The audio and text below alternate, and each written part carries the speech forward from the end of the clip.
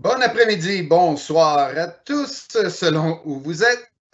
Je me présente Serge Tremblay, je suis votre hôte pour le marathon virtuel pour la track en français pour cet après-midi et cette soirée. On approche dans nos derniers 1000 ou nos derniers kilomètres du marathon et ça me fait plaisir pour cette dernière session-là en français de vous présenter M. Nicolas Georgeot qui va vous présenter comment construire votre gouvernance pour la Power Platform. Alors Nicolas, c'est à toi. Merci beaucoup Serge, tu m'entends bien? Oui, on t'entend bien. Parfait, génial. On est de retour. On vient déjà de faire une première session. Là, on va changer de sujet. Donc, je suis moi aussi super content d'être là et puis de participer à cet événement qui est absolument génial. L'idée de rassembler plein de conférenciers comme ça tout autour du monde avec des langues différentes, avec des cultures différentes, c'est absolument passionnant. Tout ça ne serait pas possible sans quelques partenaires. Donc, hop. N'hésitez pas à aller jeter un œil sur le premier partenaire de cet événement qui est la conférence SharePoint qui, je l'espère, aura lieu l'année prochaine à Vegas au mois de mars. J'espère bien pouvoir tous vous y retrouver avec beaucoup de plaisir. Et puis, nos partenaires et souvent nos amis, puisque on est une grande communauté dans la communauté Microsoft 365. Et tous ces partenaires sans lesquels cet événement ne pourrait pas logistiquement avoir lieu. Donc, merci beaucoup à eux. Et puis, je vous encourage à aller jeter un œil sur chacune de ces solutions et sur leur site Internet pour avoir plus d'informations sur leurs différents produits. Sans plus attendre, quelques mots pour introduire cette session. Moi, je m'appelle Nicolas Georgeot, comme vient de le dire très justement Serge, merci. J'habite maintenant à Montréal, j'ai déménagé il y a déjà quelques années. Je suis originaire de Rennes, dans l'ouest de la France. J'ai la chance d'être MCT depuis quelques années, MVP depuis un peu plus longtemps, et d'être consultant pour ma propre compagnie, MuBrain, qui est spécialisée dans ce que, depuis plusieurs années maintenant, j'appelle l'intelligence collective. Donc, je suis particulièrement intéressé par tout ce qui est tous les sujets qui touchent justement à la gestion de la connaissance. Je ne parle pas de la gestion des documents, mais plus de la gestion des connaissances. Donc, beaucoup plus large que juste les documents. C'est comment est-ce qu'on gère justement les compétences de chacun, comment est-ce qu'on va gérer tout cela. Et dans cette idée d'intelligence collective, justement, c'est comment est-ce qu'avant tout, on peut prioriser cette intelligence humaine pour traiter de ces différents sujets et venir l'associer maintenant avec de plus en plus d'intelligence artificielle, la faire travailler en bonne intelligence, justement, dans quelque chose qui est une boucle collective structurée, organisée. Donc, c'est l'idée autour de l'intelligence collective. Si vous êtes curieux un petit peu et que vous avez regardé un petit peu ce qui se passe sur le projet Cortex, on parle beaucoup d'intelligence, qu'elle soit beaucoup d'intelligence artificielle, mais ce que moi je crois avant tout, c'est qu'un système comme Cortex ne peut pas se mettre en place sans une grosse partie d'intelligence humaine et qui fonctionne convenablement et qui fonctionne souvent sur des bases de bon sens. Et ça tombe très bien, parce que quand on parle d'intelligence humaine, de structurer ces intelligences humaines entre elles et de bon sens, on parle forcément de processus, et donc de gouvernance, puisque c'est exactement ce dont on parle. Donc, pourquoi est-ce qu'on va parler de la gouvernance? Donc, voilà l'agenda que je vous propose aujourd'hui. Pourquoi la gouvernance, les particularités de la Power Platform, etc., etc. Donc, c'est ce dont on va parler tout au long de cette heure. Ça fait énormément de sujets à couvrir, donc allons-y dès maintenant sans plus attendre. L'idée, c'est pas de faire du blabla trop ici pendant une heure, mais plutôt de parler de retour d'expérience que j'ai eu sur la mise en place de cette plateforme. J'ai eu quelques projets à gérer sur la mise en place de Power Apps dans le cadre de la migration d'un portail SharePoint, par exemple, l'intégration de SharePoint dans SharePoint de Power Apps pour pouvoir moderniser un portail. J'ai eu à réaliser une étude sur le plan de gouvernance de Power BI chez un très gros client ici à Montréal. Donc, c'est basé vraiment essentiellement sur des retours d'expérience. Vous voyez ici que les noms ont légèrement changé. En fait, cette diapositive, pour la plupart, est une diapositive que j'ai déjà donnée au mois de mars de l'année dernière. Les choses ont légèrement changé. J'ai légèrement mis à jour, mais pas sur les noms des produits. Donc, pourquoi est-ce qu'on en est à parler de la gouvernance de cette Power Platform? On s'entend qu'aujourd'hui, Power Platform prend une importance gigantesque à l'intérieur de Microsoft 365. Si vous ne l'aviez pas encore compris, il va être grand temps de vous réveiller de votre léthargie et de votre hibernation, parce que de mon point de vue, puis là, bon, je suis ouvert à la discussion, hein, c'est mon point de vue à moi, c'est que d'ici quelques temps, on ne parlera même plus de faire réellement du développement à l'intérieur de la plateforme, on parlera directement d'aller dans Power Platform pour livrer, par exemple, une nouvelle web part de SharePoint. Donc, plutôt que de personnaliser la web part de SharePoint avec du SPFX, qui sera toujours possible pour faire peut-être des personnalisations avancées, ben pourquoi ne pas réaliser directement une web part qui vient s'intégrer directement dans notre portail au travers du framework finalement de Power Apps. Donc, Power Apps, c'est utilisé pour beaucoup plus que ça. Et c'est la raison pour laquelle on en parle aujourd'hui. C'est parce que quand vous livrez des choses à vos clients, ben vous vous engagez sur un résultat. Et vous vous engagez sur le maintien en conditions opérationnelles des systèmes. Donc, vous signez un agrément, vous signez un engagement vis-à-vis du service avec vos clients. Et ça, souvent, on l'utilise. Les SLA, donc le Service Level Agreement, c'est la base de la gouvernance. C'est-à-dire que si vous n'avez aucun SLA avec vos clients, on s'entend que la gouvernance, finalement, tout le monde s'en fiche. Sauf que dans la vraie vie, ce n'est pas comme ça que ça fonctionne. Vous avez un système, et si jamais vous mettez en place un système de gestion des commandes ou de suivi des commandes dans Power Apps pour vos utilisateurs qui se trouvent, ou vos responsables commerciaux qui se trouvent un peu partout dans la nature et qui utilisent leur téléphone pour accéder à ces données-là, si ces données-là ne sont pas disponibles pendant 1 heure, 2 heures, 3 heures, une journée, 2 journées, vous risquez d'avoir un sérieux problème dans la réalisation de vos tâches quotidiennes. Donc, les SLA, c'est justement ce qui vous engage vis-à-vis de vos clients. Et ça va être extrêmement déterminant. Donc, on parle de RTO, RPO pour tout ce qui est sauvegarde et backup et retour en fonctionnement. Mais avant ça, c'est de savoir à quoi vous êtes prêt à vous engager quand vous délivrez le service. Puis là, je ne parle pas de prendre les SLA que vous avez avec Microsoft dans Microsoft 365 et les livrer à votre client. Ça ne peut pas fonctionner comme ça. Parce que les SLA qui sont engagés entre Microsoft et vous, OTI en tant que client, ne sont pas les mêmes qui vont être livrés qui vont exister entre vous, les TI, et vos utilisateurs finaux qui sont vos clients. Dépendamment des clients que vous allez avoir en face de vous. Est-ce que c'est de l'interne? Est-ce que c'est de l'externe? Est-ce que vous avez des utilisateurs qui gèrent des projets qui viennent de l'extérieur? Tout cela doivent être intégrés dans vos SLA. Est-ce que c'est nouveau? Non. On est d'accord? On n'est pas en train de réinventer la roue, et particulièrement parce que les mêmes problématiques se sont déjà produites lorsque, par exemple, vous avez mis à disposition, ou nous avons tous ensemble mis à disposition des outils comme Excel ou des outils comme Access qui permettent de créer des super beaux formulaires, des super beaux diagrammes, des super belles applications, des super belles petites bases de données qui, au début, ont l'air de rien, qui vont s'installer, vivre dans leur coin, et puis 6 mois plus tard ou 1 an plus tard, on se retrouve avec une application Excel ou un tableau de bord Excel qui devient critique pour vos affaires. Là, vous avez un problème. Un fichier Excel qui devient critique pour les affaires parce qu'il contient des milliers d'enregistrements dans le tableur Excel, pas forcément super optimisé. Donc, ça va vous obliger à vous poser cette question de savoir comment est-ce que vous allez transformer ces différents objets.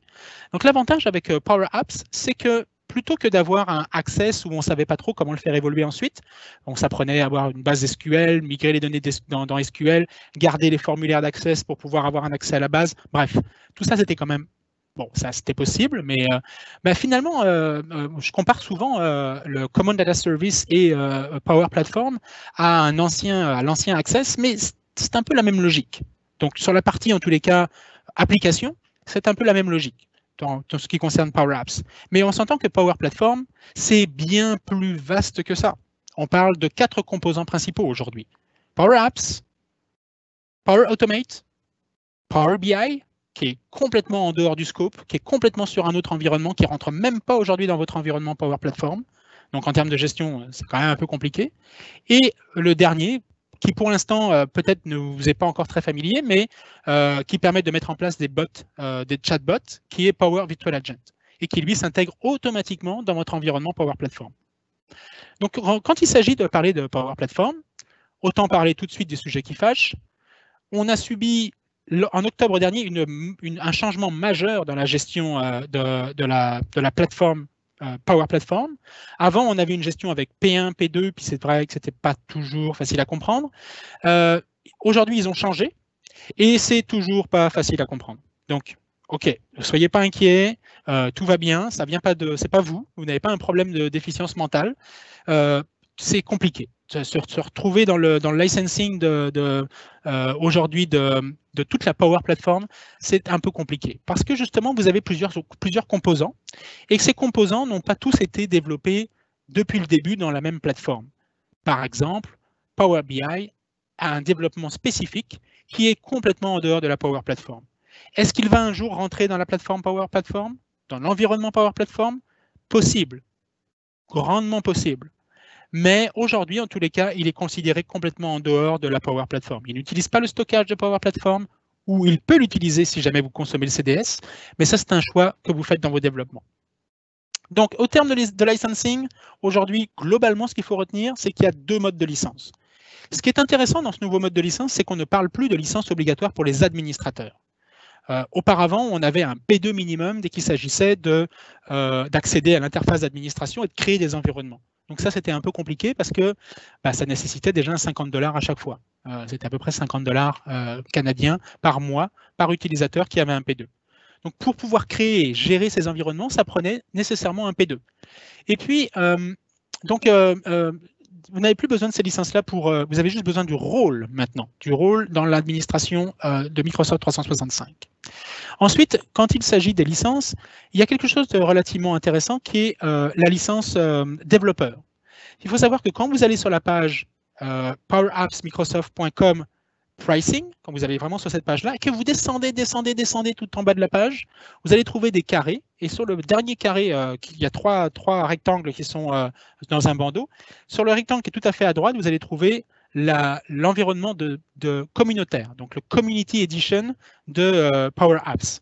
Cette licence Power Apps, ça vous permet d'avoir un environnement complet dans Power Apps avec le Common Data Service qui fonctionne en arrière, donc votre base de données, sans avoir besoin d'acheter de la capacité pour pouvoir héberger cette base de données. Donc vous allez pouvoir avoir un environnement de développement totalement gratuit sur lequel vous allez pouvoir commencer à jouer, à développer, voire même à préparer des solutions, à packager des solutions que vous pourriez ensuite livrer dans vos différents environnements de production. Donc super intéressant de voir comment les outils de développement, petit à petit, deviennent gratuits chez Microsoft. Ces outils de développement no-code, low-code là, qui deviennent justement très faciles d'accès. C'est très, très intéressant. Donc, je ne rentrerai pas dans le détail et dans la grande discussion sempiternelle autour des licences de Power Platform, parce que sinon, on y est encore après-demain. Mais vous avez ici en lien le guide des licences, le guide de gestion des licences. Bon courage, c'est un joli petit PDF, vous allez bien vous amuser à le lire et on pourrait éventuellement avoir une session dédiée au licensing parce que c'est vraiment vaste. Et puis quand on parle de licensing de Power Platform, on ne parle pas uniquement de Power Apps, on parle de Flow, on parle de Common Data Service, justement vous le voyez ici à l'écran, on parle de beaucoup de choses. Donc c'est vraiment cette logique très globalisée. Donc, quand il s'agit de Power, vous voyez que tout de suite, c'est « that's a lot of power », comme on dit ici. C'est qu'il y a vraiment des différences de fonctionnement énormes selon les composants. Le composant Power Apps ne va pas exactement fonctionner ou avoir les mêmes règles de fonctionnement que Flow dans son modèle, que Virtual Agent. Ça, pour les trois, là, c'est relativement correct. Mais Power BI est radicalement différent. Donc, Power BI a son propre jeu de licence, premium, pas premium, tout ça, là, c'est des choses complètement en dehors du standard Power Platform. Donc, les règles de base qu'il faut toujours définir dans votre plan de gouvernance, les premières règles de votre plan de gouvernance, qui est propriétaire de l'application, qui va former les utilisateurs. Donc, parce qu'à un moment, il va falloir livrer des applications, puis il va falloir les informer et les livrer sur la manière dont ils vont devoir utiliser ces applications. Et surtout, ensuite, qui maintient et supporte l'application et selon quel processus. Ça, c'est extrêmement important parce que ça ne va pas toujours être la même chose. C'est-à-dire qu'au tout début, quand on est dans la phase de découverte de l'application, donc on est dans le prototypage, on n'est pas encore dans l'application business critique. Donc, ça veut dire que en termes de processus de maintien et de support de l'application, on est probablement dans des choses un peu moins précises. Mais plus on va aller dans la vie de l'application, peut-être qu'on va l'acheter, peut-être qu'on va l'acheter et démarrer une autre à côté parce qu'on se sera trompé. C'est le principe du prototype. Mais si on arrive vraiment à livrer quelque chose qui devient vraiment, qui a une utilisation dans l'application business, mais il va falloir à un moment définir c'est à quel moment ça devient prix majeur de la gérer convenablement. Parce que ça, c'est typiquement ce qui arrive quand on est dans une gestion de projet en mode agile, c'est à partir de quel moment on passe en support. C'est à partir de quel moment on estime qu'on a livré notre application et qu'on passe non plus en mode projet, mais en mode support, en mode opération. Donc tout ça, c'est quand même assez complexe. Je dirais que sur Power Platform, comme on vient de l'environnement Dynamics, parce que c'est quand même beaucoup Dynamics qui a été modernisé, on est quand même avec des choses assez efficaces, assez intéressantes là-dessus. Mais du côté de Power BI, quand il s'agit de gérer tout ça, là, puis de définir qu'une application devient business critical, c'est pas encore très clair. Parce que pour l'ensemble des utilisateurs, un tableau de bord, c'est un tableau de bord. Tout le monde se dit, tant qu'il est là, c'est pas très grave, on peut s'en passer. Et le jour où, comme par hasard, le tableau de bord a disparu, ben, ça devient super critique. Le jour où votre tableau de bord ne se met pas à jour convenablement, parce que le refresh ne s'est pas exécuté, eh bien, comme par hasard, vous avez le directeur qui vous envoie un mail en direct, et là, d'un seul coup, ça devient extrêmement urgent. Donc, sachez anticiper sur cette partie-là, puis ça, c'est pas très simple dans cette plateforme. Donc, premièrement, ce que vous allez devoir mettre en place, c'est une gouvernance globale. On s'appuie sur la gouvernance de Microsoft 365 et Dynamics 365. Donc, on va définir, premièrement, les comptes de service. Vous voyez, j'avais encore une information sur la licence P2, mais qui va utiliser ces différents rôles. Maintenant, il y a des tas de rôles de supplémentaires qui arrivent dans Microsoft 365. Ce n'est pas encore le cas au niveau de Power Platform. Si vous regardez bien, on a un administrateur Power BI qui est arrivé, on a un administrateur Power Apps, on a un administrateur Dynamics 365, mais en gros, là, on n'a pas grand-chose d'autre. Donc, c'est même pas un administrateur Power Apps, c'est un administrateur Power Platform. Donc, sachez utiliser ça et sachez anticiper sur les nouveaux rôles qui vont bientôt être livrés. Et restez à l'écoute parce que ça va beaucoup bouger dans les prochains mois sur les rôles qui vont être livrés sur cette partie-là. Définissez vos objectifs clairs de votre plan de gouvernance. Encore une fois, ça permet de servir un processus. Votre plan de gouvernance, il doit être très clair là-dessus. On ne met pas en place un plan de gouvernance sans avoir des SLA qui sont clairs, qui sont appliqués par rapport à des processus qui sont clairement identifiés. Et un processus, je le rappelle, ça vit. Ça va changer, ça va évoluer, ça va forcément changer dans des périodes plus ou moins courtes. Mettez en place un processus de revue des processus. Je sais, ça paraît absurde, mais ça fait partie du jeu. Un processus doit être révisé régulièrement. Le glossaire, on en parlait dans la session juste avant, l'importance parce que vous allez tous utiliser des termes, et que les termes ne font pas forcément référence au même concept dans la tête de tout le monde. Donc, sachez que dans un plan de gouvernance, que moi j'inclus toujours, c'est mon glossaire, qui va permettre de au moins dire, OK, tu penses peut-être que c'est différent comme concept, mais on va tous s'entendre là, dans une salle, pour dire que maintenant, quand on utilise ce mot-là, qui est très clair, très précis, ça fait référence à tel concept. Il faut juste se mettre d'accord sur cette partie-là. Initier la consolidation des normes de nommage, extrêmement important. La Power Platform, là, sans convention de nommage, là, ça va être un cauchemar, votre truc. Surtout quand il va s'agir de suivre les développements. Je vais y revenir tout à l'heure par rapport à quelques exemples dans Power Apps, mais je vais revenir un peu plus en détail là-dessus. Ce n'est pas seulement sur le nom de l'environnement en lui-même. Ça va être, même si là, c'est important aussi d'avoir une convention de nommage, là, et puis que ça soit clair, quand il s'agit de travailler sur l'environnement qui s'appelle dev-quelque chose, eh ben, c'est de cet environnement-là dont on parle, ce n'est pas d'un autre, quoi. Donc ça doit être vraiment très très clair et facile à comprendre. Les normes de nommage, on y oublie toujours, mais même quand il s'agit de retrouver la bonne salle dans un événement où il y a 25 salles comme le Virtual Marathon, une convention de nommage, c'est important et c'est important que tout le monde puisse la comprendre. Consolider les logs et mettre en place du reporting. Vous avez un audit à l'intérieur de Microsoft 365 qui est très utile pour ça. Consolider les audits, mais quand vous livrez vos propres modules dans PowerShell qui vont vous permettre de mettre en place un certain nombre d'opérationnalisations, pensez à traiter des de la sortie de votre module. C'est-à-dire qu'un module qui s'exécute, PowerShell, là, il va dérouler un script qui va s'appuyer sur des paramètres d'entrée qui sont stockés dans un JSON, admettons. Donc, il va appliquer des paramètres et lui, il va utiliser des fonctions, il va faire rouler ses fonctions. Mais à chacune des étapes qu'il va dérouler, il va falloir que vous définissiez c'est quoi mon niveau de sortie, c'est quoi mon niveau de log que je veux voir en sortie. Parce que si j'ai un module qui travaille avec des logs d'un côté, puis un autre de l'autre côté qui travaille avec des logs différents, ben, à la fin, là, vous allez vous arracher les cheveux pour pouvoir comprendre clairement comment est-ce qu'on traite la mise en place de mes différents scripts. Donc, pensez à ça.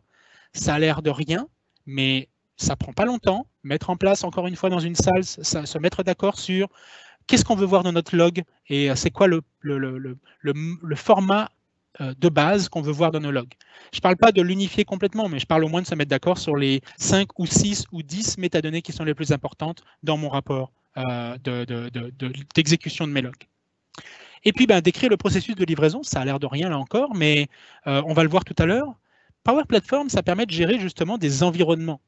Et donc, vous allez probablement avoir à traiter un environnement de dev, de pré-production, de production, et surtout un environnement défaut, qui lui vient par défaut avec votre environnement Microsoft 365 ou Office 365, qui va recevoir tous les développements qui vont être initiés de la Power Platform depuis SharePoint, Teams ou les autres. C'est-à-dire que pour l'instant, on n'a pas la possibilité, quand on va dans SharePoint et qu'on dit « Tiens, ma liste, elle est super fancy, là, elle est super sympa, je vais en haut sélectionner dans mon ruban, je vais créer une application Power Apps à partir de ma liste SharePoint. » Vous n'avez aucun choix à ce moment-là de savoir où est-ce que vous voulez stocker votre application. Donc, par défaut, elle va se rendre dans l'environnement défaut. Et cet environnement défaut, il va falloir avoir conscience de certaines choses pour pouvoir le gérer convenablement. Donc, pensez à décrire ces environnements et décrire le processus de livraison. Il existe aujourd'hui directement dans Power Platform, je ne rentrerai pas dans le détail là-dessus, mais vous avez la possibilité de gérer les solutions et donc de définir comment est-ce que je vais faire passer une solution de mon environnement de dev jusqu'à ma pré-production, jusqu'à ma production. Tout ça, ça peut être géré grâce au flux DevOps en plus si vous le voulez. Donc, grâce à Azure DevOps, vous pouvez automatiser une partie de ce processus. Sachez que ça existe et qu'il va falloir le décrire.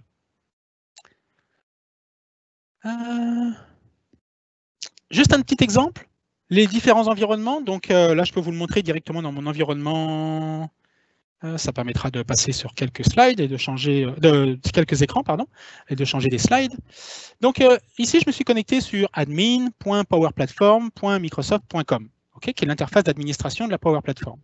On s'entend que vous ne trouvez pas ici tout ce qui est Power BI. Power BI va être dans une autre interface d'administration. Ça ne serait pas exclu que d'ici peu, on trouve de plus en plus de Power BI qui arrivent dans l'environnement Power Platform. Je dis ça et je dis rien. Donc, dans vos différents environnements ici, vous allez trouver la liste de tous vos environnements. Vous voyez que auparavant, on avait énormément d'environnements qui avaient été créés, des trials, etc. Et que depuis que Microsoft a fait du ménage depuis octobre dernier, ils vous ont probablement demandé de fermer un nombre important d'environnements. Parce que maintenant, la gestion des environnements se fait par capacité. C'est-à-dire que ici, vous avez tous vos environnements qui sont gérés par capacité. À chaque fois que vous allez créer un environnement, ça va nécessiter au minimum 1 gig de base de données pour la base de données Common Data Service. Donc, ça veut dire que ici, très rapidement, vous allez avoir l'information qui vous permet de dire je ne pourrai pas créer de nouvel environnement parce que je suis au-dessus de ma capacité. Le seul moyen de créer un nouvel environnement pour moi, ça va être d'acheter la capacité pour pouvoir démarrer un nouvel environnement de production, de pré-production, etc. Donc attention à ça, c'est une nouvelle façon de gérer. Et si vous le souhaitez, vous avez un très bon article sur docs.microsoft.com ici qui permet de gérer justement les nouveaux rapports et analyses de capacité. C'est dans la capacité, on intègre maintenant plus uniquement le stockage, mais on intègre le stockage, le database capacity, le file capacity qui vont être attachés. Donc tout ce qui va être pièce jointe, qui va être attaché à mon Common Data Service Database et mes logs. Les logs vont être également gardés ici, parce que quand il s'agit de garder des logs, entre les garder 2 mois et entre les garder 15 ans, ça fait une certaine différence en termes de stockage. Donc c'est la raison pour laquelle Microsoft l'a intégré dans ses calculs de capacité. Donc revenons ici sur ma plateforme, sur mon environnement. Vous voyez ici que j'ai 3 environnements. Donc, je retrouve mon environnement default. Et vous voyez ici que par défaut, parce que mon environnement, il y a maintenant 2 ans ou 2 ans et demi quand je l'ai créé, a été créé depuis un environnement US, eh bien, mon environnement default se trouve dans une région US par défaut. Ça a un impact lourd, surtout quand vous êtes au Canada et qu'à terme, dans vos applications, vous allez par exemple utiliser du collect et donc conserver des données qui peuvent être stockées à l'intérieur de vos applications. Ça veut dire que quelque part, dans l'environnement, vous allez stocker des données qui pourraient éventuellement être sensibles et là, je vais les stocker aux États-Unis. Ce qui, pour des entreprises canadiennes, peut représenter un sérieux inconvénient. Donc, pensez à regarder ça parce que modifier la localisation par défaut de votre environnement, modifier la localisation de votre environnement par défaut, c'est pas toujours très facile. C'est pas juste un trigger qu'il faut juste migrer chez Microsoft. Là, c'est beaucoup plus complexe que ça. Donc, pensez à regarder ça parce que ça peut avoir un impact majeur sur la sécurité et conformité. Donc ça, c'est un autre sujet, mais c'est important. D'ailleurs, si vous voulez regarder la session que j'ai faite auparavant sur les étiquettes de sensibilité, sachez que les étiquettes de sensibilité unifiées sont en train d'arriver également dans la Power Platform. Au travers de Power BI, elles sont déjà disponibles, mais également dans les données qui vont être disponibles dans le Command as a Service et à l'intérieur de tout ce qui est donc, des applications qui en dépendent autour de Model Driven et de Canvas. Toutes ces informations vont bientôt pouvoir utiliser le même système de classification de la sensibilité des données. Donc ici, mes différents environnements, et donc important de vous assurer que cet environnement par défaut se trouve dans le bon environnement, dans la bonne région. Revenons sur les slides. Donc, attention à l'idée des données locales. Quand on commence à manipuler le Power Platform, on a toujours à dealer avec des applications qui auraient des données locales. Toujours. Même quand vous allez utiliser du Power Apps et que vous allez vouloir vous appuyer sur des données qui sont uniquement dans le cloud, à un moment, il va falloir importer, synchroniser. Il faut faire quelque chose avec les données locales. Et les données locales, je ne parle pas uniquement des données qui sont installées sur des serveurs SQL sous votre bureau. Je parle des données locales qui pourraient être dans des clouds externes. Donc, quand on parle de données locales au sens Microsoft, ce sont des données qui sont à l'extérieur de l'environnement Microsoft 365. Cela pourrait même être des données locales qui se trouvent sur un serveur SQL ou un serveur Oracle qui pourraient être hébergés dans un tenant Azure de Microsoft. Donc là, on parle bien de domaine local au sens de données locales au sens Microsoft 365. Il faudra probablement utiliser la passerelle de données locales. Attention avec la passerelle de données locales chez Microsoft. L'idée, c'est très simple, cliquez sur Next, Next, Next et ça va marcher tout seul. Oui, mais non. La passerelle de données locales, par défaut, sachez qu'elle s'installe avec un compte local sur la machine. Ça ne fonctionne pas comme ça, il faut l'installer avec un compte de domaine. Sachez également qu'en règle générale, Microsoft oublie un peu de vous dire que ce serait bien de ne pas l'installer sur les serveurs de production. Donc, on va l'installer sur des passerelles dédiées. Donc, ça va prendre un poste dédié qui va se retrouver, si possible, le plus proche possible des données, le plus proche possible de la source des données. Donc, si c'est hébergé dans Azure, si c'est hébergé ailleurs, pensez à héberger votre machine le plus proche possible des données, ne pas avoir à faire passer, par exemple, une base de données locale ou une connexion locale qui pourrait être hébergée dans Azure et de les obliger à passer par un poste qui pourrait être hébergé dans votre infrastructure à vous. Ça ne ferait pas de sens, ça ferait des allers-retours et ça serait juste absurde. Si c'est pour remonter ensuite dans Power BI pour être analysé, ça ne ferait aucun sens. Donc, qui gère la passerelle de données locales? Question bête, mais il va falloir la gérer. Un architecte. Ne laissez pas ça entre les mains de n'importe qui. Qui mesure l'activité de la passerelle? Parce que ça peut devenir très rapidement un goulot d'étranglement. Si tout le monde se met à utiliser demain la même passerelle de données ou le même cluster de passerelle de données, ça risque de poser un certain problème parce qu'on a Flow, enfin Power Apps, Power Automate Flow, on a Power Apps et on a Power BI qui potentiellement peuvent utiliser cette passerelle et même certaines applications Azure qui de plus en plus vont commencer à l'utiliser. Donc attention à ça. Recommandation, en production, on travaille toujours en cluster, toujours en fonctionnant avec au moins 2 nœuds et des paires de nœuds idéalement. Donc ça peut être 2 nœuds, 3 nœuds ou plus, mais toujours au moins 2 nœuds. Et ce que j'ai tendance à faire pour certains de mes clients d'ores et déjà, c'est de segmenter, de dédier des clusters de passerelles pour des workloads bien spécifiques de données. Power BI, par exemple, pour le rafraîchissement d'un certain type de données qui va demander l'utilisation assez intensive de passerelles, on va la mettre dans un cluster à part parce que ce cluster, on pourra plus facilement l'analyser, le tracer et le suivre. Donc, ça peut être le genre de choses qu'il va falloir gérer et il faudra un architecte pour décider de tout ça.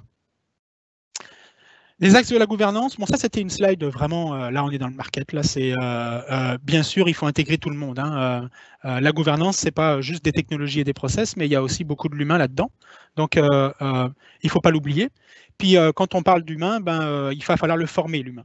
Donc moi je travaille essentiellement aujourd'hui dans des compagnies au Québec là, qui n'ont pas encore réellement anticipé sur la transformation digitale et qui se retrouvent aujourd'hui avec des administrateurs qui ne sont même pas formés sur Microsoft 365.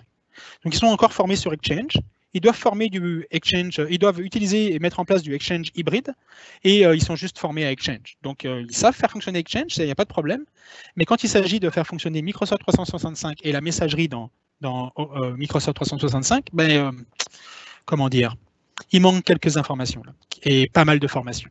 Donc attention à ça. Et puis la façon la plus simple de mettre en place des formations au niveau des utilisateurs, donc pour les éduquer un peu plus, définissez des personas. C'est quoi les profils des utilisateurs que vous avez dans votre compagnie? Évaluez les compétences par persona et puis définissez les gaps à couvrir. Donc quel gap on veut couvrir par rapport à ces compétences? Important, là encore, de ne pas, encore une fois, de ne pas rester dans le mode ingénieur et de ne pas trouver « Oh, j'ai un plan de cours que j'ai trouvé chez un fournisseur qui me livre ma formation pour mon besoin de mes utilisateurs dans Teams ou dans Power BI. » Ouais, mais comment dire? Ça va être une formation TI, c'est-à-dire que ça va être des supports de cours qui vont former à l'utilisation de Power BI. Mais nous, ce qu'on essaye, c'est d'intégrer Power BI dans les processus de l'entreprise. Donc, il faudrait mieux avoir une formation peut-être un peu plus adaptée, ou peut-être complémentaire pour dire, dans le cadre de mon entreprise, voilà comment est-ce que je vais utiliser Power BI et comment est-ce que je vais le trouver. Parce que faire une formation sur « Oh, regardez, on peut mettre du Power BI dans du SharePoint, etc. » là, il y a 90% de vos utilisateurs qui en ont quasiment, mais vraiment rien à faire. Eux, ce qui les intéresse, c'est où est-ce que je vais trouver mon tableau de bord, où est-ce que je vais trouver mon rapport.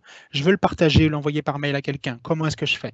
Donc, soyez précis sur vos formations et montez un plan pédagogique pour savoir quels objectifs pédagogiques vous souhaitez atteindre. Je veux que mes utilisateurs aient compris comment utiliser Power BI, comment l'intégrer. Comment est-ce que vous allez évaluer ça? Donc, pensez que dans un plan de gouvernance, il faut aussi intégrer les utilisateurs. Ça fait partie des SLA, encore une fois. Là encore, c'est comment est-ce que j'onboard un utilisateur? Un utilisateur qui arrive et qui va faire demain de la gestion de projet dans mon entreprise, il va devoir accéder à des tableaux de bord qui sont intégrés peut-être dans Teams. Mais comment est-ce que j'accède à mon tableau de bord Power BI au travers de l'outil Teams? Ça va devoir faire partie de ma formation. L'utilisateur s'en fiche complètement de savoir si c'est dans Teams. Lui, il faut juste qu'on lui explique où est-ce qu'il va trouver son tableau de bord. Parce qu'en chef de projet, là, il a besoin de suivre ses activités. Donc, pensez à tout ça. C'est des gros changements. Et puis, vous avez des outils dans l'environnement de Microsoft. Vous avez un modèle qui est déjà... oh, je vois que le lien a été tronqué, mais je vais le corriger. Dans les slides, vous aurez le lien. Donc, vous avez un Learning Path qui s'appelait avant Custom Learning for Office 365. Donc, maintenant, ça s'appelle Learning Path. Et puis, c'est un modèle de e-learning, finalement. C'est un LMS simplifié qui vous permet de livrer de la formation auprès de vos utilisateurs. Le problème, c'est qu'aujourd'hui, la majorité des contenus est encore en anglais, mais les pages peuvent être francisées, le contenu peut être francisé, la structure, mais le contenu, pour l'instant, qui est livré à l'intérieur est uniquement en anglophone. Ce qui n'est pas une tare en soi, hein, mais ça peut ne pas répondre à certains besoins de vos utilisateurs. Le motto, keep it clean, keep it simple. Donc, adoptez une attitude lean sur vos applications. Démarrez quelque chose en mode innovation, en mode opportunité. Démarrer l'utilisation de Power Apps, etc. en mode opportunité, mais il faut démarrer petit, mais avec des bonnes pratiques dès le début, y compris dans votre plan de gouvernance. On ne vous demande pas de construire le plan de gouvernance total avant de vous lancer dans cette fantastique aventure de Power Platform. On vous demande juste de réfléchir, de faire un step back pendant 2 minutes là, et de dire « Ok, je vais mettre en place une plateforme qui va peut-être me mettre le bras comme on dit ici, le bras dans le tordeur, là, qui va peut-être me bloquer en termes de choix techniques, ben, il va falloir réfléchir un minimum à la gouvernance là-dessus et l'impact que ça peut avoir. Donc, plus particulièrement sur Power Apps, parce que je vois le temps défiler, sur Power Apps, pas de rôle d'administrateur dédié, donc pensez que ça va être un peu complexe. Il va falloir aller identifier les applications. Donc auparavant c'était P2, maintenant vous avez un beau script PowerShell qui permet d'aller chercher toutes les applications qui sont disponibles. Donc en tant qu'administrateur général, ou même administrateur Power Platform, vous avez une commande PowerShell aujourd'hui très simple qui est get, me souviens plus très bien, mais bref, vous avez une belle commande PowerShell qui va vous chercher toutes les applications qui sont disponibles dans votre environnement. Super facile à utiliser. Là encore, mettez en place votre commande PowerShell, mettez en place votre module et, par exemple, utilisez le module pour lancer la génération automatique d'un rapport à toutes les nuits qui va vous chercher la totalité des applications. Quelles applications sont nouvelles, est-ce qu'elles ont toutes un propriétaire, etc., etc. Décrire les rôles, décrire le support niveau 3, par exemple, pour vos utilisateurs.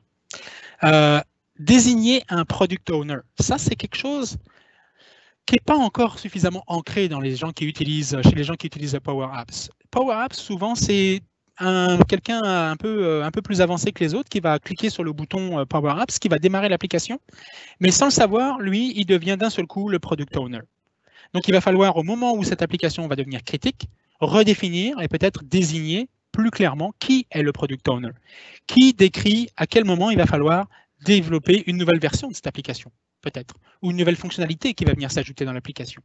Donc, c'est bien le product owner qui va avoir ce rôle-là, et ce product owner est business. Il ne doit pas venir des TI, il ne doit pas être TI, idéalement.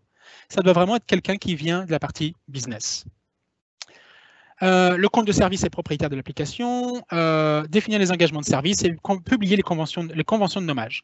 À quoi ça ressemble, les conventions de nommage? Voilà juste un exemple très rapide.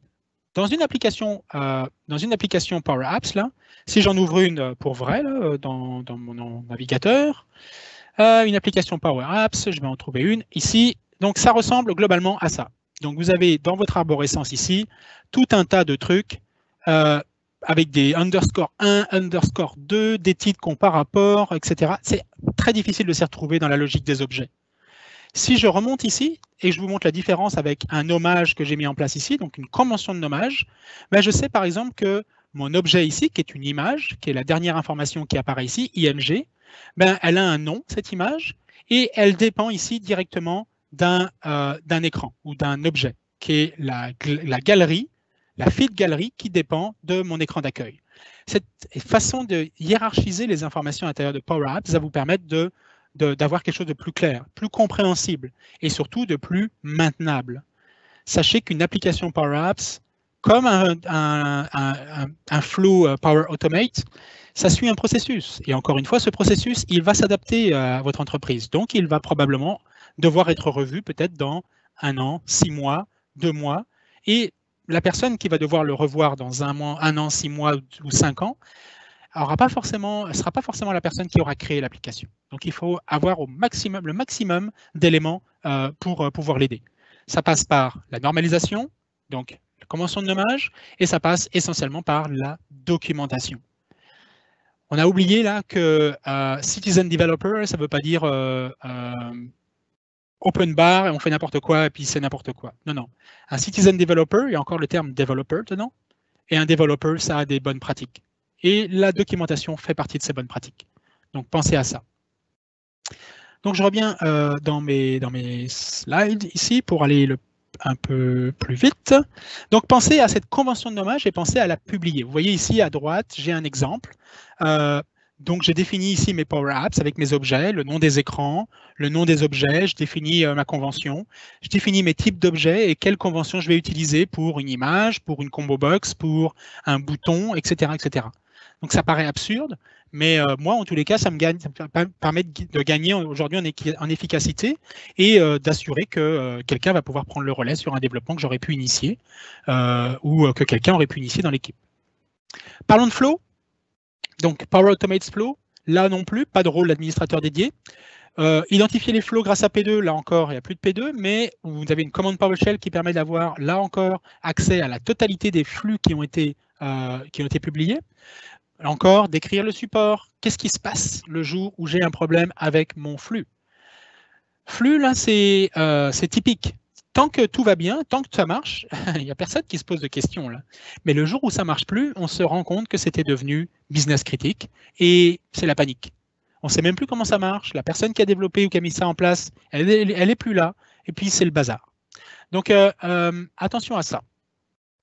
Donc, quand vous attachez des listes SharePoint, des flux à une liste SharePoint, pensez à normaliser la façon dont vous livrez vos listes SharePoint. Donc, moi, j'utilise beaucoup PNP Framework pour formaliser la façon dont les listes SharePoint sont étiquetées, sont nommées. Ça va nous permettre justement de pouvoir suivre plus facilement les conventions de nommage et de pouvoir respecter les conventions de nommage plus particulièrement, plus précisément. Donc, pourquoi tout ça? Ben, vous voyez ici, hein, c'est quand même pas très confortable d'avoir un update item 2 dans un flux. Je préférerais avoir quelque chose d'un peu plus précis dans mon explication. Donc, souvent, par défaut, le nom qui est utilisé ici dans les blocs de votre Power Automate Flux, Power Automate Flow, ça va être la fonction que vous avez choisi d'intégrer ou l'action que vous avez choisi d'intégrer. Donc, ça ne va pas être très précis en termes de nommage. Pensez donc à avoir un nommage un peu plus précis là-dessus et de définir votre convention de nommage sur cette partie-là. Le plus vous pourrez la simplifier et la rendre logique avec votre autre convention de nommage, le mieux ce sera. Power BI, très rapidement, je vais vous laisser les slides. Elles ne sont pas de moi, elles sont de Franck Mercier au moment où on avait fait cette présentation à l'époque. Et je les trouvais, encore une fois, parce que Franck est vraiment un spécialiste là-dessus, extrêmement précises, extrêmement concrètes. Donc, le gros problème des données à l'intérieur de Power BI, c'est que vous avez de l'application d'un côté, donc on a une application qui est livrée dans Power BI, que vous allez maintenir sous forme d'application, mais cette application va se connecter à des données. Puis là, ça commence déjà à être complexe, quand il va falloir gérer cette partie-là. Donc, vous regarderez dans les slides, je ne vais pas rentrer beaucoup dans le détail sur cette partie-là, je vous mets juste les informations à l'intérieur des slides et je sais que Franck et moi avons animé cette session en 2019. Les situations sur les données n'ont pas beaucoup changé, si ce n'est que les étiquettes de sensibilité sont arrivées maintenant dans Power BI, donc permettent de définir les données et leur sensibilité dans Power BI. Mais toutes ces problématiques-là sont encore valables. La variété des sources de données, toutes ces informations sont encore bonnes. Excuse-moi, Nicolas, il te reste 8 minutes. Exact. On est juste parfaitement aligné. Donc, pourquoi la gouvernance dans le Power BI? Anticiper, planifier le succès du Self-Service BI si vous l'activez. Les demandes vont pleuvoir. Dès que vous mettez Power BI en place quelque part, il y avait un gros besoin en termes de représentation graphique des données et sa simplicité apparente, parce que dans la réalité, finalement, ce n'est pas si simple que ça, Power BI, mais il faut faire attention à ça. Puis surtout, vous allez avoir une prolifération incontrôlée des applications de BI et des sources de données. Rappelez-vous que quand vous connectez un Power BI Desktop, par exemple, vous allez utiliser du Power Query pour pouvoir interroger la source de données. Ce Power Query va pouvoir être utilisé et répliqué dans votre infrastructure Power BI.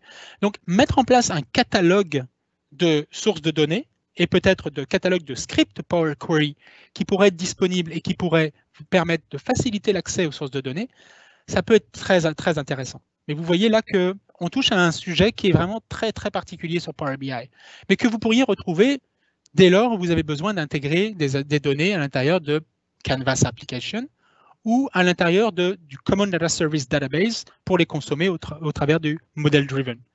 Tout ce qui concerne les sources de données, pensez au catalogue des sources de données et donc à la gouvernance autour des sources de données. Sinon, vous allez avoir pléthore de sources de données qui vont traîner dans tous les sens, qui vont accéder aux mêmes sources, mais avec des formats différents, et ça sera incompréhensible pour les gens qui vont les consommer. Donc, des processus de gouvernance adéquates, prendre les bonnes décisions technologiques, réduire les risques, favoriser l'adoption. Quand on parle des bonnes décisions technologiques, c'est par exemple, il est où votre catalogue de données? Où est-ce que vous le stockez? Est-ce que vous utilisez une application Azure pour pouvoir gérer Azure Data Catalog, par exemple? Ça, c'est des décisions technologiques qu'il va falloir utiliser. Est-ce que vous allez sur Hadoop? Est-ce que vous allez consommer du Hadoop? Est-ce que, bref, toutes ces parties-là, il va falloir en discuter. Est-ce que vous aurez besoin du premium? Parce que finalement, vous avez peut-être dans votre besoin un report server, donc un Power BI report server qui soit on-prem pour pouvoir générer de manière automatique des rapports à imprimer. Ben ça va avoir un impact sur votre gouvernance également. Donc, définissez le cadre, parce que si vous ne prenez pas de décision, quelqu'un d'autre le fera pour vous. De toute manière, ça va arriver. Ça, c'est la slide favorite de Franck. Je vous ai mis plusieurs, les slides après, elles vous serviront entre autres pour creuser le problème de Power BI, les considérations importantes sur les custom visuals, l'audit des logs, le publish to web, etc., etc. Toutes ces questions que vous allez devoir clarifier à l'intérieur de votre plan de gouvernance. Vous n'êtes pas obligé d'avoir les réponses pour tout dès le début, encore une fois, mais pensez-y et puis marquez-les. Si vous avez déjà une première idée, même si vous en changez dans une semaine ou dans 2 semaines, marquez là où vous en êtes dans votre plan de gouvernance. Ne vous attachez pas à la forme du document elle-même, mais plus au contenu. L'information, une fois qu'elle est dedans, l'avantage, c'est que vous pouvez y faire référence. Donc, gérer les oppositions. Là, on en parlait tout à l'heure. Attention aux besoins utilisateurs, considération des TI. Perte de pouvoir vis-à-vis des TI, qu'il faut savoir gérer vis-à-vis des équipes. Là, il faut vraiment l'anticiper au niveau du plan de gouvernance. Ça va être ça, c'est pas neutre comme impact. Qui est impliqué? Ici, vous avez les différents rôles que vous avez dans la Power Platform, dans Power BI. C'est pas exhaustif, mais c'est vrai que souvent, c'est ce qu'on retrouve à l'intérieur de vos projets Power BI, donc les business owners, les architectes techniques. Bref, c'est encore une fois pas exhaustif, ça va dépendre de vos infrastructures, mais c'est globalement une bonne base, en tous les cas, pour démarrer. Et ici, le modèle de gouvernance absolu, la fameuse pyramide de Maslow. Donc, oui, c'est le but ultime à atteindre, mais on s'entend qu'on va rester dans le pragmatique et on va rester concret. Il y a beaucoup de blabla là-dedans, beaucoup de théorie. Maintenant, comme je vous l'ai dit tout à l'heure, des conventions de nommage, on n'est pas dans la théorie, on est dans la pratique, y compris vis-à-vis de Power BI. Moi, quand j'ai un script Power BI avec une source de données PowerShell, quand j'ai une source de données Power Query, mon script mQuery est totalement normalisé. Donc, je pourrais vous montrer, vous partager certains de mes scripts Power BI avec du Power Query. Je normalise chacune de mes étapes ainsi que les sources que j'utilise. Donc, c'est vraiment important. Conclusion. Il ne nous reste plus que quelques minutes pour conclure là-dessus. Donc, la conclusion de toute cette théorie, c'est que le citizen developer, c'est quand même un développeur. Donc, pensez à documenter, documenter, documenter. Pensez à GitHub, pensez à GitLab si vous êtes dans le local avec du Jekyll pour pouvoir présenter les pages ou publier des pages HTML pour votre documentation pour les publier plus facilement. Le fond importe beaucoup plus que la forme. L'avantage de GitHub et GitLab, c'est que vous pouvez directement travailler avec du module Markdown, donc du MD, et que le MD, il peut être directement transcrit et présenté sous format HTML avec un Jekyll, par exemple. Donc, c'est exactement ce que Microsoft fait, d'une certaine manière, avec docs.microsoft.com, qui est entièrement stocké sur du GitHub. Les pages sont stockées dans une forme de MD, finalement, d'une forme de Markdown. Et les gens qui mettent à jour la documentation se concentrent uniquement sur le contenu. La forme est automatiquement appliquée au travers de la transformation, grâce à Jekyll, ou l'équivalent d'un Jekyll. Lean, donc pensez simple et efficace. Ne mettez pas en place des usines à gaz dans votre gestion de la gouvernance, parce que c'est ce que vous voulez éviter. Donc, start small, but start. C'est plutôt que start small, think big. Moi, ce que j'utilise plutôt comme motto, là, c'est vraiment start small, mais il faut démarrer, il faut vous lancer. Il faut démarrer ce plan de gouvernance, il faut qu'il soit quelque part. Même s'il manque beaucoup d'infos au début, il faut qu'il soit quelque part. Si vous voulez revoir cette session qui avait été enregistrée à l'époque, vous la trouverez sur mon blog et également sur la page, sur la chaîne YouTube du groupe d'usagers qu'on appelle le GUM 365 ici à Montréal, donc pour groupe des utilisateurs de Microsoft 365, avec le petit jeu de mots sur le GUM. Il y avait une session qui avait été enregistrée, que je m'étais permis d'enregistrer à l'époque, que vous pouvez retrouver directement et que vous pouvez regarder. Vous retrouverez pas mal d'informations là-dessus, même s'il y a eu quelques mises à jour depuis 2019, mais ça reste toujours très pertinent parce que c'est essentiellement du retour d'activité. Maintenant, dernière chose, j'aimerais réussir à lancer un projet communautaire. J'ai déjà créé les bases, j'ai déjà créé un GitHub, un repo GitHub, avec cette documentation qui est mise en place. Ce que j'aimerais, c'est trouver des personnes susceptibles de m'aider à collaborer à la mise en place d'un plan de gouvernance vanille. Donc c'est vraiment basique, c'est des informations de base, comme on vient de les voir, mais peut-être avec une proposition sur le plan de nommage, avec des propositions sur comment gérer les rôles. Donc ce plan de gouvernance vanille, ce que j'aimerais, c'est qu'on soit plusieurs à collaborer autour de ce plan de gouvernance. Et, point intéressant, j'aimerais que cette initiative soit en français. Oui, ça serait peut-être plus limité, mais ça serait vraiment super pour une fois d'avoir une initiative qui parte de la communauté en français, dont peut-être les Américains pourraient être tentés de s'inspirer à terme. Donc c'est ambitieux, mais si jamais vous êtes intéressé par vous joindre à ce type de projet, que ce soit sur la Power Platform ou sur Microsoft 365, envoyez-moi un tweet, je vous inviterai dans la documentation et dans le GitHub. Travaillons ensemble sur une base, encore une fois une base documentaire, et à terme, il sera ouvert et disponible en open source à tout le monde. L'idée, c'est vraiment de trouver un moyen de travailler tous de la même manière. Donc, juste pour terminer, n'oubliez pas que vous avez ce lien qui vous permet de rentrer dans le tirage au sort. Donc, n'hésitez surtout pas à aller visiter les stands virtuels de nos partenaires et de rentrer dans le tirage au sort.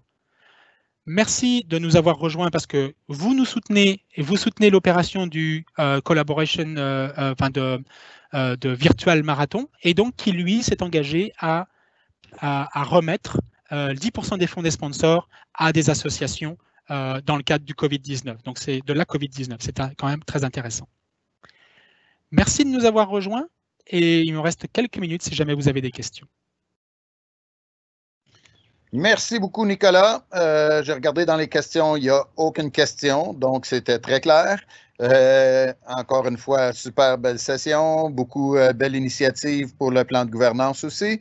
J'aimerais vous remercier tous. C'est la dernière chance que j'ai de vous parler aujourd'hui. Donc, super bel événement. J'espère que vous avez apprécié. 445 sessions dans 7 langues, je crois. La track en français ou la piste en français, on a été la deuxième plus grosse piste après l'anglais. Très belle participation des conférenciers. Merci aux conférenciers qui ont bien voulu nous présenter des choses en français. Et merci à vous d'avoir été là parce que s'il n'y a personne pour regarder, ça ne vaut pas la peine de rien organiser. Alors, merci beaucoup encore une fois et à la prochaine. Merci beaucoup. Salut.